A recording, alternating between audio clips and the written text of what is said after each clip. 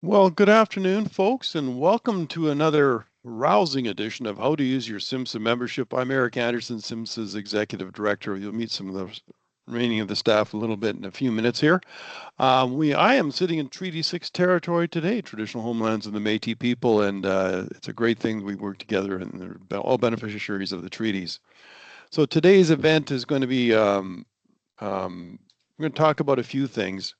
Um, who SIMSA is, some staff and roles and events, uh, some assistance we can provide on RFPs and some other things, our health benefits plan, Protecture, my radio commentary, Prosperity Saskatchewan, the database, and some upcoming things like that.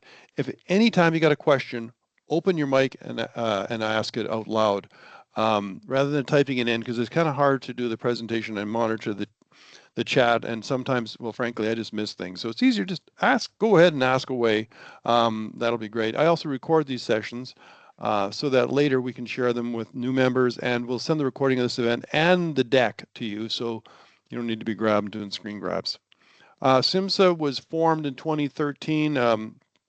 The key thing to our membership was must have a permanent physical office in Saskatchewan. That's the key to it all.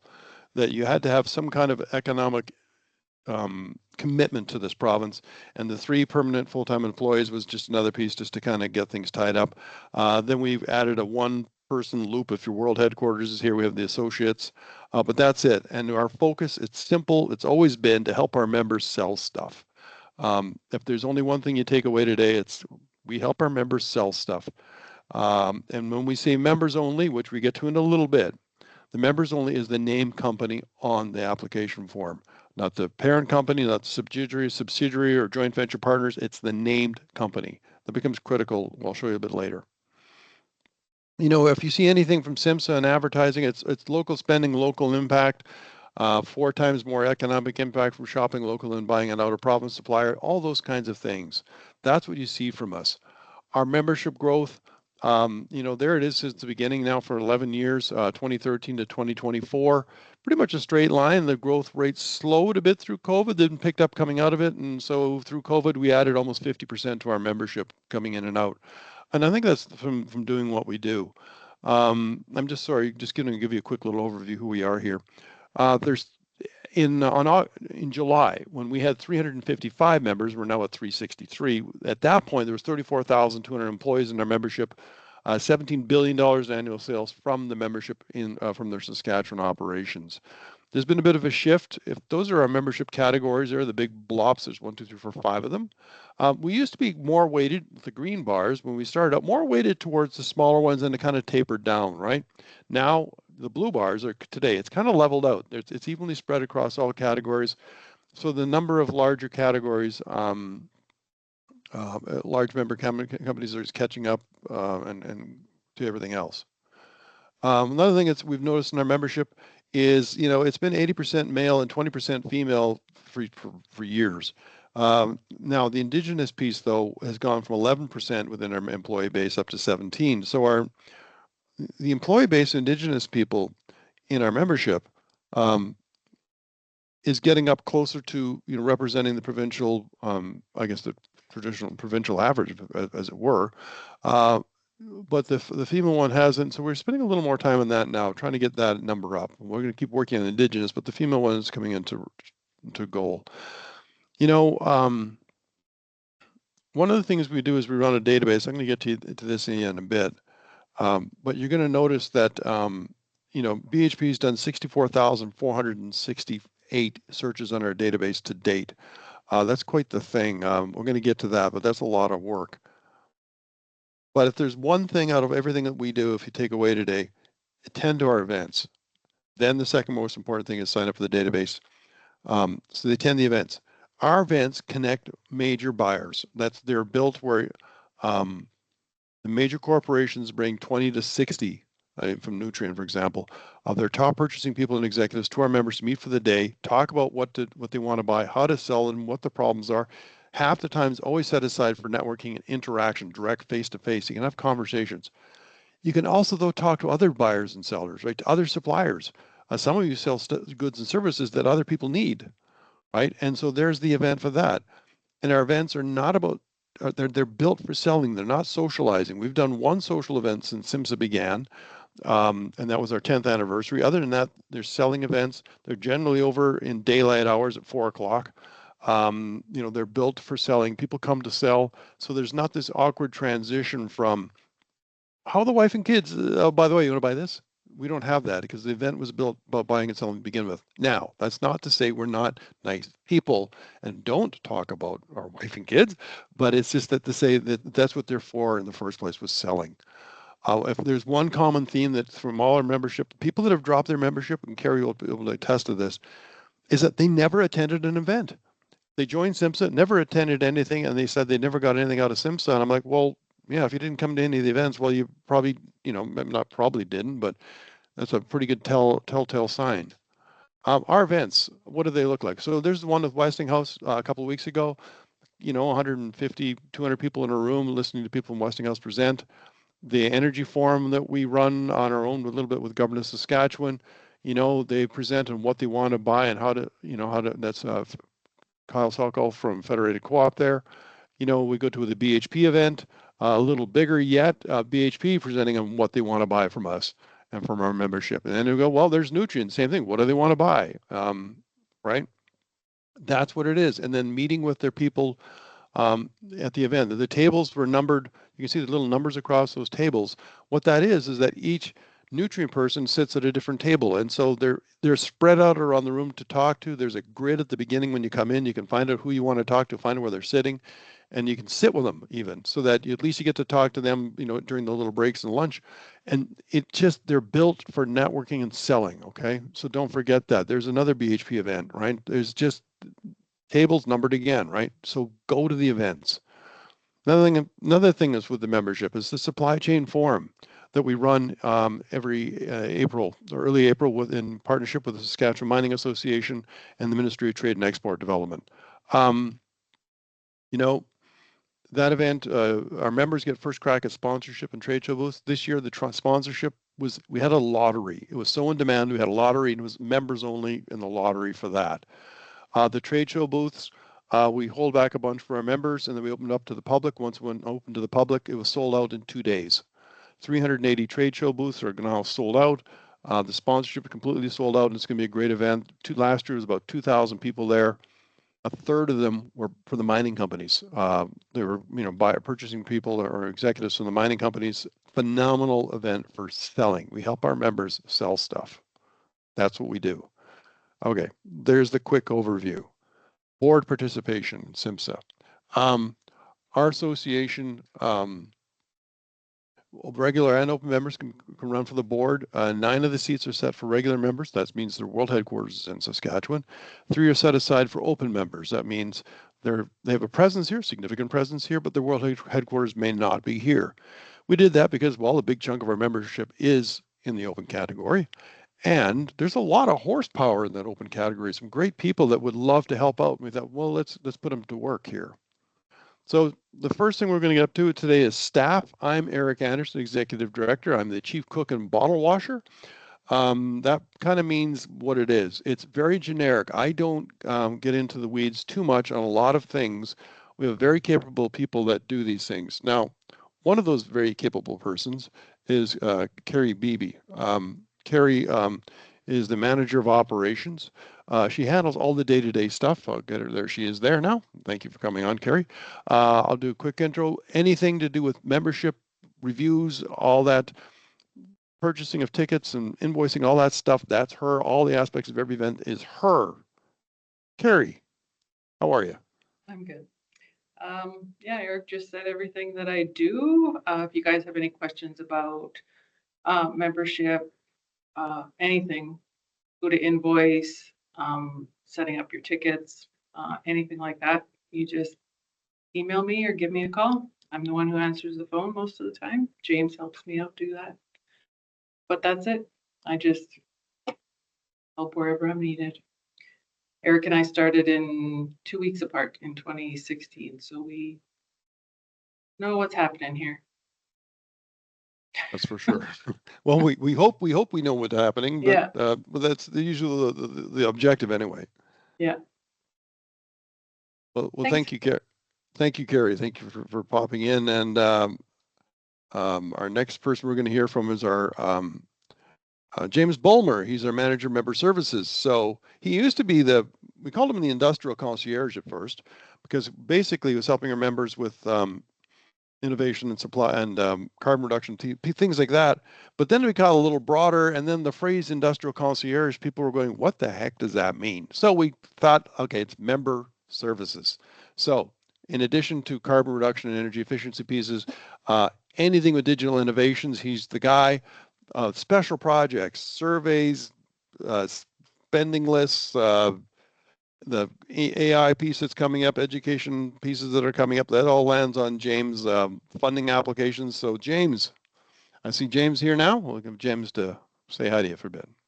Thanks. Hi, I'm James. Hope to see you at the events that we put on here. So like Eric said, I focus predominantly on sustainability and innovation, not just digital innovation. So anything to do with innovation, I can give you a hand with connections to the mining industry or finding sources of funding, anything like that. You'll see me on a lot of surveys. Sorry about that, but I do most of the survey setup here, and opportunity lists are on here. That's a special projects opportunity list. So if there's any list of opportunities that are in Saskatchewan, I think we're tracking about $65 million in projects right now. Any questions on that, give me a shout. And anything to do with any sort of member services in general, happy to help. Well, thank you, James.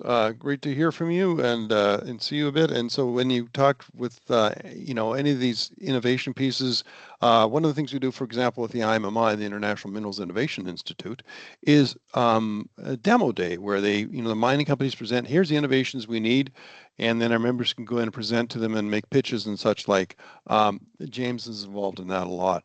The final member of staff Hold is on, Tom. sorry, Wait a minute. Just to finish, build on that, demo day launch is January 16th, I think. And you can register right now. I don't think it's been sent out yet, but it's available to register. So. There we go. You're going to notice here at SIMSA, we kind of work as an integrated team, and we don't have the traditional defined roles sometimes, and sometimes we just step in and do stuff, and it's the way we get stuff done. The final person of our staff is Tom Kischuk. He's our nuclear specialist. I see Tom popped on there. Tom has been a great coup for SIMSA. I look at it that way. We needed somebody to help us get our supply chain ready for nuclear and help them develop things and then network with the major nuclear vendors such as GE or Westinghouse or X Energy, and also some of the major suppliers such as BWXT and Connectrix. Tom was previously the President and CEO of Mitsubishi Hitachi Power Systems Canada. He knows the local supply chain, he knows his nuclear stuff, and he's just been a wonderful person to bring on board and to do the nuclear piece. So, Tom, if you could say hi for a bit. Thanks, Eric. You said it all. So I am focused on the development of the nuclear supply chain, utilizing my background as being part of the supply chain in the past, and doing that through a technical but also a business development focus. So as Eric said, helping members understand the technology and then connecting all the dots in the ecosystem to generate the opportunities for the members. And I'm here as a resource to all members. So if you've got any questions about what's going on in nuclear opportunities, where things are at, when things are going to be happening, what sort of qualifications or certifications you might need, happy to pick up the phone and have a conversation. Thanks, Eric. Well, thank you, Tom. Yes, so Tom is available to you, our members, for free to help you in your, deciding where do you fit in the nuclear supply chain, and if so you do, and maybe look in the timelines as well as to, well, when should I start looking at getting involved? Then I do this, and so when is the timeline for that, so that you're not getting involved too early, and then maybe help you in some of the decision-making processes. You still have some responsibilities on your own, but Tom is a valuable asset that our members can use on the nuclear quest. Okay, so please, please use the resource. Before I get to communications, I forgot one important thing: the SIMSA pen. At our events, we hand out these pens. At the very top here, there's a fidget spinner. If I spin it, there's a great bearing. It spins for a very long time, this little pen, and it's a great pen. Get your SIMSA pen. Uh, and they make great Christmas presents. Shop all the time. Just kidding. Anyway, they're free at our events. SIMSA Communications. As you can tell, we do a lot of communications. We send out a lot of emails to our members. We sent out one today about the road ban for northern, the winter weights kicking in tomorrow. It's stuff that would be generally of importance to our members, and they're not crafted by sector, but say, hey, a lot of our members ship big stuff. So road bans is a big deal. So that's why that goes out. There's going to be a lot of stuff about our events and what's coming up and when to get enrolled. We can't call you. There's 363 member companies. We could spend time phoning you, but then nothing else would get done. So we thought, well, we'll just do it by email. If you want, you can have as many email recipients in your company as you want. If you get a hold of Carrie at carrie.bb@simsa.ca, Carrie.bb, you'll see right there. I'm going to send this out, by the way. She can get more of your employees on the list if you want. There's stuff there that's relevant to the sector. There's stuff about events, special requests like from SAS Power last week. They had an emergency and they needed some parts to keep one of the power stations from going down, and that's kind of an important thing to everybody. So let's keep that going. Now, I don't email out your stuff though. To our membership. I will like and sometimes share your social media posts if you let me know about them. We also have a newsletter, which I'll get to in a bit. The newsletter is a great thing for getting your news in. With that, we'll do that. We'll post that for free. Our newsletter goes out on the first of the month. There's a little bit from each of us on the staff and relevant to the topic they take care of. Some broader pieces and maybe some announcements of things coming up. There it is, newsletter. Look at that. I'm right ahead. I'm ahead of it. My newsletter is done. Generally, your news must be submitted 2 days in advance of the release. The other thing we offer is lunch and learns.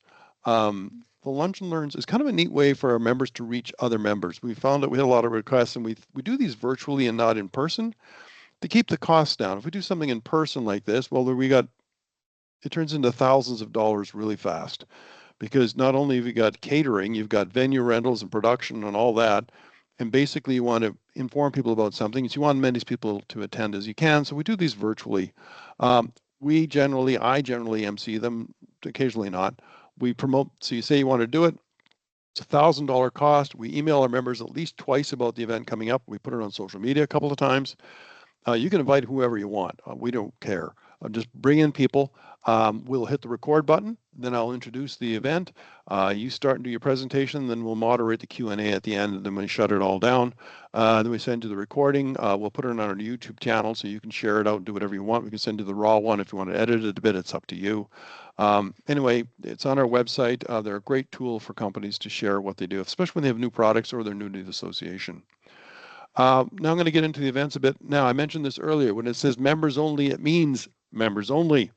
And SIMSA membership is only applicable to the above named companies. That's what it says on the membership application form. It goes on to say not as subsidiaries, joint venture partners, suppliers, parent companies, etc. So that way we keep things tight. Why are we doing that? Well, I mentioned earlier briefly that the database we use is used by BHP, the one we created, is used by BHP for vetting for local content for Janssen. That's billions of dollars of spending, billions.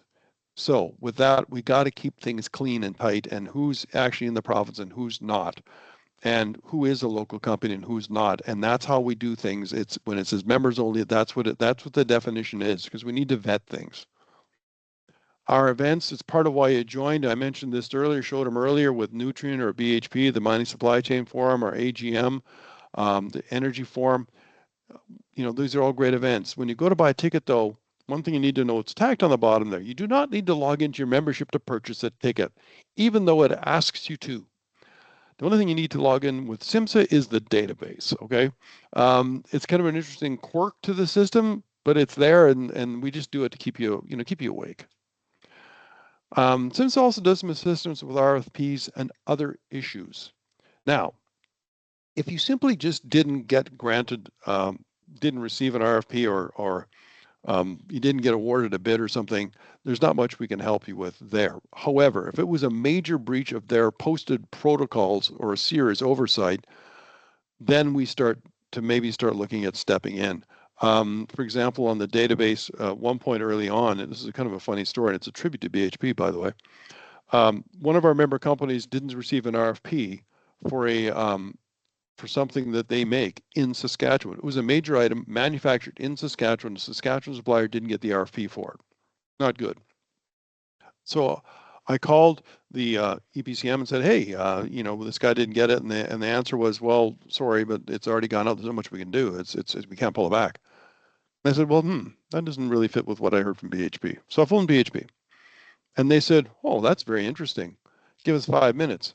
Literally within 5 minutes, the EPCM phoned me back and went, hey, who do you want to send that RFP to? We'll get it out right away. We'll change the timeline. It's all done. And it did magically within the next 10 minutes, that was all over. Well, within that same 10-minute frame, this time now, 5 minutes later, our friends at BHP call back and say, hey, did they give you a call? I said, yeah, they kind of did. Funny how that happened. And they said, yeah, great. And we've also scheduled an event with them and your members and our people to explain how better to use your database because they were obviously not seen and they should have been because they are there. Following that, the EPCM called me back and said, hey, anytime that happens again, please call us first. Because what happened then from then on is anytime anything happens, the RFP gets pulled back, gets resent. They inform BHP it's a nice system. We had one glitch at the beginning there. It got fixed, so we can help there. We also had a point where one of our members, actually several of our members, were not being paid on a major project. There was a dispute between the EPCM and the resource company. And basically, I think the contract was the suppliers get paid when the EPCM gets paid, basically. And the EPCM didn't get paid because they were in a dispute with the mining company, and therefore our members didn't get paid, which wasn't good. So we had a conversation and things kind of worked out. But anyway, we can help out. Let us know. There's things we can help with, and it's kind of in a case-by-case scenario. Don't be afraid to call and ask, okay? Yeah, sorry, Eric. I'll jump in quick. Sure. I recently had 2 requests for the short lists on waste services and security services. So security as in site security, not equipment. So just a reminder to keep your database up to date because that's where I pull from. There we go. Yeah, we've also had requests from, like I was dealing with, I think it was Fission Uranium, was looking for a piece for a project. They couldn't find it on the database, so we had to kind of search around on our own. Tom Kischek gets a lot of requests from nuclear companies, things. Well, it gets used a lot. That database is critical. We're going to get to that in a bit. I'll actually show you how to go set it up. But please, once you remember to attend events, get your database profile set up, which we will get to in a minute here. One thing we launched this year in May actually was a Protecture, our SIMSA member benefits plan. What we noticed was that our members were having problems retaining and recruiting employees. And one of the things they couldn't compete on with some of the major mining companies was benefits plans. So we created one for our membership. Remember, we have over 34,000 employees within SIMSA's membership. So when we went with Sutton Benefits, they are the ones that helped us put it together. We got the underwriter to do it. They looked at us and went, well, you're basically a 34,000 employee company, sort of. And so we were able to secure a phenomenal program with great rates. And it doesn't matter whether you're above ground, below ground, behind the steering wheel, behind a desk, it's the same low rates. And there's employee spending accounts, there's an app for virtual doctors, all that stuff that you see in a major program is within Protecture. The rate is also very competitive and it's low. I think you'd be pleasantly surprised. We did an event on that. There's a thing on our website all about it. There's, under the SIMSA's website. I'm not going to get into that in detail today, but it's a great program. The Sutton also helps with all the transitions, making it really simple for companies to do it. Check it out. It's on our website, Protecture at SIMSA's website at Benefits Plan. Now, another thing you're going to hear every now and then is a little radio commentary called Prosperity Saskatchewan. That's me. It's something I do sort of on the side from SIMSA, sort of. You're going to notice at the end it's always I'm Eric Anderson of SIMSA. So it's not really that distant. It's a commentary on the economic benefits and updates and basic terminology and interesting things for Saskatchewan's resource sector, economy, and such. And so I write and record and voice all of it myself. I recorded a bunch today, and they'll air next week. And right now the sponsors are Nutrien, Cameco, and the government of Saskatchewan. I've done close to 1,900 episodes of it. I ran it for several years and then I shut it down for a bit and we fired it up again over a year ago. So that's, if you hear Prosperity Saskatchewan on CKOM or CGME during the Evan Bray or other times during the show day, that's me. Now, one of the neat things we did, not we, and by we, I mean James, it was a carbon calculator. It's on our website. It's on the database, actually, when you log in. It's under our tools you can download for free.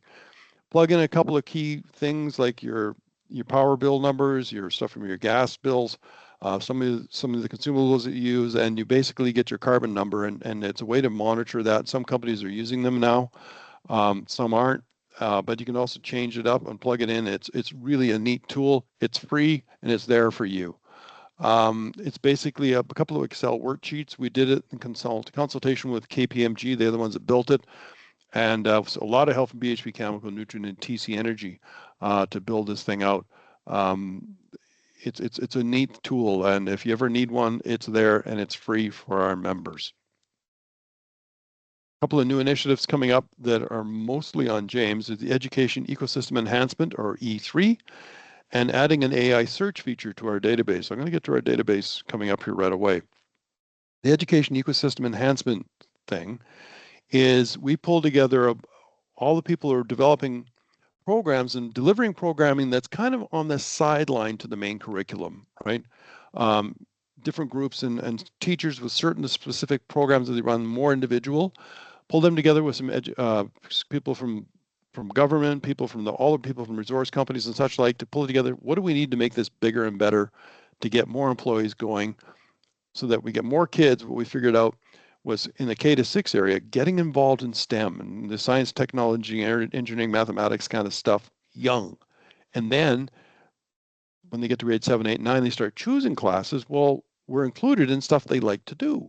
And then once they get into higher grades yet, then when they start having real options, we get chosen. And then when they go into the career path, well, then we're not ruled out and they're able to get into it and they want to get into it. It's about getting more people involved in this sector, getting some people that are underemployed into the sector, all that kind of stuff. And so that's a new project we've launched and working on that. We're adding an AI search feature to our database, which will basically, in addition to the products and categories, which there's 1,800 of them, services and categories, we're going to be adding an AI feature, which will basically go through all of our members' websites and all the downloads on their websites, index every single word, and then when they do a search, if that word is somewhere on your website or on the downloads, it'll find it, and be able to do some comparing and contrasting and things like that. One thing I just realized that's not on this slide we should add is we're also working on some ISN and Ariba revisions. We've surveyed all our members recently to find out common pains and common complaints, things that are going on. SAS Power and Nutrien agreed to work with us on that to help do some revisions. Let's get some low-hanging fruit done first. They will not be getting rid of these by any means, but at least we'll make it a more less painful. How about that? And so that's another thing we're working on. It's quite a neat feature. Another thing we're working on is adding leading indicators to safety reporting with WCB, so that it's not just what has happened, but what are you doing to prevent things from happening? And then adding an injury severity index to your safety report, so that, well, okay, so it was a lost time thing, but there's a difference between lost time because you've got a sore on the tip of your finger that it hurts to type versus you lost your finger versus you lost the arm versus that kind of thing. So that's going to be added in. There's a couple other things we're working on. Our database, though, this is a critical thing. It's a short listing tool for procurement's use. It's called the Saskatchewan Supplier Database. It's probably the second most valuable thing we have, well, actually third after our staff, frankly, yes. It's a storehouse of valuable items created and assembled by our members, for our members, and it's one login per member company. The database, what happened was BHP got a hold of us a few years ago, and they said, hey, we're new to the province. We need to be able to find local suppliers, but we also want to be able to vet that they are local. They do use it. I mentioned earlier that they've done over 64,000 searches on it. So once we started going at, we started working with Synovus. It was Husky then. Graham Construction, Mosaic, Nutrien, TC Energy was Trans-Canada Pipeline at that point. And it's used as a primary shortlisting tool for finding local suppliers. They find it to be a very strong thing. It's very useful. If you go to the Janssen website, you'll actually find a link back to us. We are well used on that thing. When you go to the login, you're going to see a bunch of people's names at the bottom who helped fund it and build it with us, and there they are. So when you go to the login, which you'll be getting when you pay your invoice, you can search members. There's a member login, or there's a procurement login. The procurement login, they get a little more detail than the member login. And there's those search members at the top. It's kind of a high level thing. There's some data is missing though. Procurement login's a little stronger. And there it is there, what it looks like. For example, once you log in, I created one for my, for the radio thing just for fun. You know, there's a few pieces to fill out. There's a company profile. There's some technical capabilities. Now the technical capability part is critical. That's right here, this technical capability. That's how it gets used. I'm going to show you this in a minute, but that is the key to all of this, okay? Then there's some pre-qualification things. There's technical capabilities and financial stuff like that, but this is the technical thing that's critical. We're going to start with the procurement view because you'll see how they use it and what they see, and therefore why it's important you do different things on your end, right? So we're going to go from there. So the database tour is a neat thing. So what I'm going to do is I'm going to escape that. That screen's still shared. Then I'm going to grab this. And now on your screen, can you confirm that you can see the database login screen? Yeah, Yeah. I can see it. Okay, good. I just want to make sure. Okay, so here's what they see when they go to log in. It's a little different than what you see. The first thing they can do is they can click right here, yes or no. Does the global head office need to be in Saskatchewan? Yes or no? How Saskatchewan does this company need to be? Do they need to have a significant presence here, like any of our members, or do they want the world headquarters here? Yes or no, right? Here it is, technical capabilities. So what they start doing is they start typing in a keyword. Let's say mechanical. General, and they click on that's what I want right there, right? And they go view results. And what's going to happen is you saw that within less than a second, they have 39 member companies show up on a list to do mechanical work, right? There they are.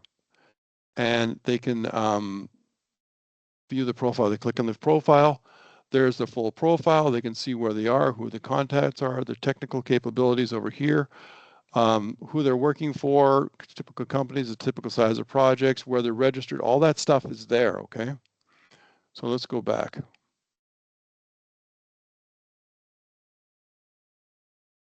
We're going to edit the search. So that was just a simple thing, right? Now, let's say, though, I want a company that, they're on Ariba. Yeah, they got to be on Ariba. They can start filtering. And I want them to be Indigenous owned and operated too. Let's do that. Let's do that instead. There we go. Now they view the results. So instead of 39, we're down to 9, right? And that's the kind of thing they can do. Now, they can also download those results into a spreadsheet if they want. Now, if you scroll a little further down, they can start going, well, how much detail do you want in your spreadsheet, though? What are the columns available, right? Other offices, export readiness, what are you exporting to certain provinces or certain countries? Are you nuclear accredited or interested or getting accredited? Are you on a VETA or REBA, all this kind of stuff? Do you want to know, if they're Indigenous owned, well, what's the percentage, number of employees and percentage of Indigenous employees?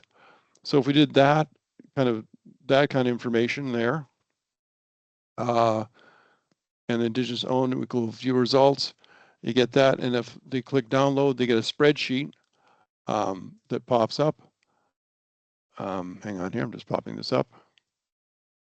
And it looks like this. They get a spreadsheet and all the columns are here and all this data's in here, right? It's all there. So I'm not going to leave it on the screen that long because I probably shouldn't be sharing that with the world. Don't save there. Anyway, so they can pull it up and get a spreadsheet really fast. And we have a lot of nuclear companies using this as well. So you see how this works, right? This is a very important tool to do. Now, if I went back though to the main login screen. So that's the key, right? Is they search by the products, services, and categories. I'm just going to show you that one more time, just so we can make that clear. Here, right? There's all these products and services categories. You've got to mark them on your side, whether you do them or not, right? If I type in the word boiler, start typing that in, right? There's different types of boiler pieces there. So that's how it generally happens. They're not searching by, your name. They're generally searching by the product or service category. So now when you're a member,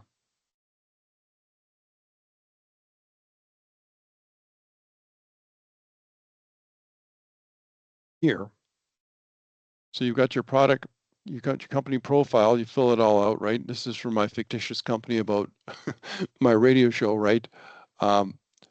You fill in all the information, the contact information. There's also a number there for after hours right here for cell phone number. That's critical. What happened with SAS Power was that they had an emergency situation. They need to be able to find people after hours fast sometimes to keep the grid running. So that after hours number can be kind of important.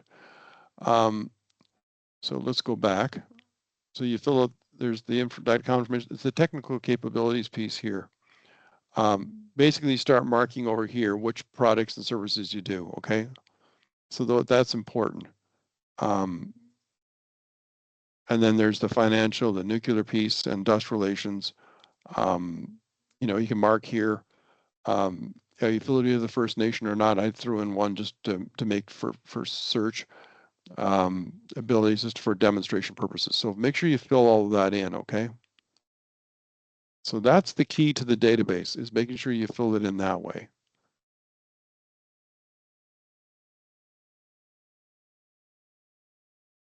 Now,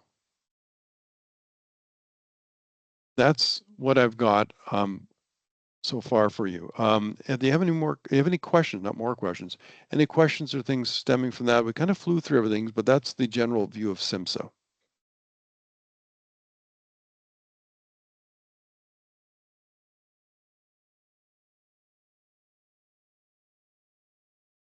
Pretty quiet out there.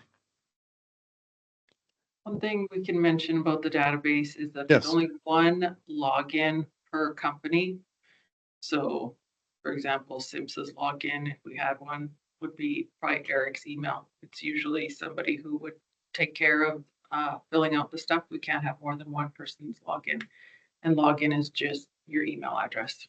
And then I give you a temporary password when I welcome you to SIMSA, and then you guys take over from there. So that's all I have to add regarding the database. Well, thank you, Carrie. Still waiting to hear any questions? Anything out there? No? Okay. I must have done a phenomenal job. That's probably what it was. I couldn't have been anything else. Anyway, Eric, it's Megan Gilmore. Sorry. I just thought I'd jump in and say I'm looking forward to actually getting the deck because you're very speedy. So, it'd be great to be able to go through with a couple of my people after the call here and fill out the profile with a little bit more detail. So I appreciate this. This is a great call. So Megan is a new member company you may have heard of. They're called Marks. Great to have you on board. Yeah, we'll be sending the deck and a link to the recording on YouTube as well. We'll post it onto our YouTube channel and then send you the link to that, so you'll get both at the same time. That way it's kind of ready to go. So is there anything else out there, folks?